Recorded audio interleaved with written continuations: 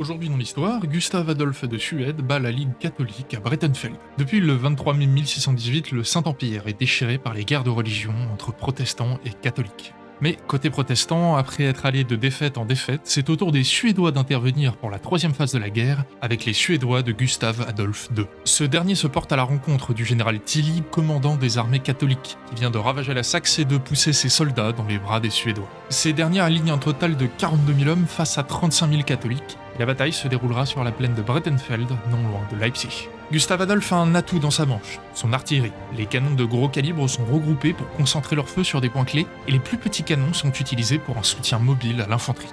Après 2 heures d'échange d'artillerie, les ailes se lancent au combat. Les Saxons, sur la gauche de Gustave Adolphe, sont balayés, mais l'aile droite suédoise l'emporte. Tilly, de son côté, sait qu'il ne peut plus avoir la victoire que par sa droite, et pivote son armée en conséquence, abandonnant son artillerie. Mais le mouvement est lent, et d'autant plus ralenti par l'artillerie suédoise, plus légère qui, elle, peut pivoter. En difficulté, sans soutien d'artillerie, voyant même leurs propres canons retourner contre eux, les catholiques sont taillés en pièces et se replient à la tombée de la nuit. Le bilan est sans équivoque. 6 000 morts du côté suédois et 27 000 pertes du côté de la Ligue.